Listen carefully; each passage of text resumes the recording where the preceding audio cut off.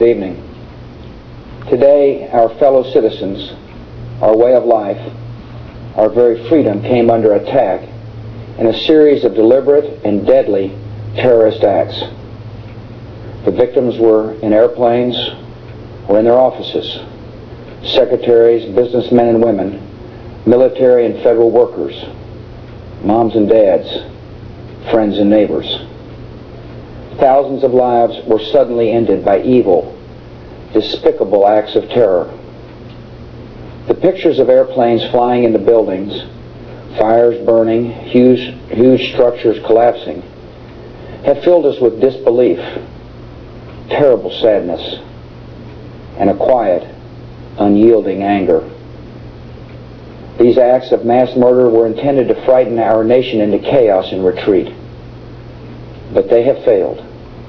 Our country is strong. A great people has been moved to defend a great nation. Terrorist attacks can shake the foundations of our biggest buildings, but they cannot touch the foundation of America.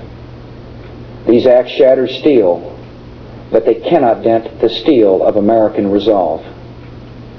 America was targeted for attack because we're the brightest beacon for freedom and opportunity in the world, and no one will keep that light from shining.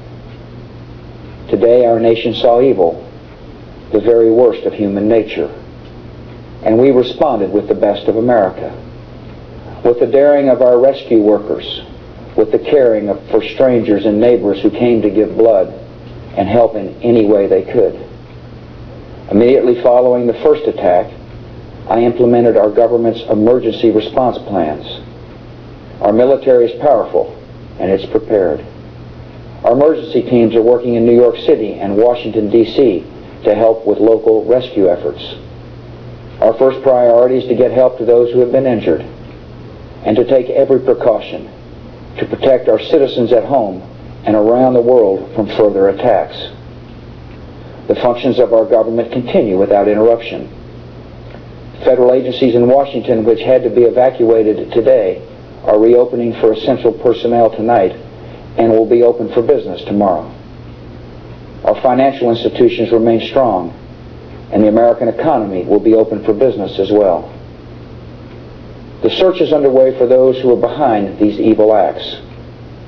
I've directed the full resources of our intelligence and law enforcement communities to find those responsible and to bring them to justice. We will make no distinction between the terrorists who committed these acts and those who harbor them. I appreciate so very much the members of Congress who have joined me in strongly condemning these attacks. And on behalf of the American people, I thank the many world leaders who have called to offer their condolences and assistance.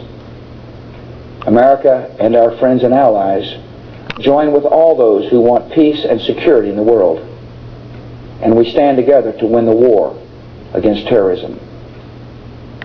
Tonight I ask for your prayers for all those who grieve, for the children whose worlds have been shattered, for all whose sense of safety and security has been threatened. And I pray they will be comforted by a power greater than any of us, spoken through the ages in Psalm 23.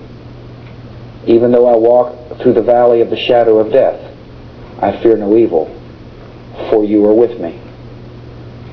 This is a day when all Americans from every walk of life unite in our resolve for justice and peace.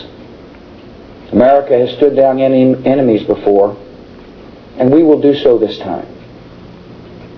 None of us will ever forget this day, yet we go forward to defend freedom and all that is good and just in our world. Thank you.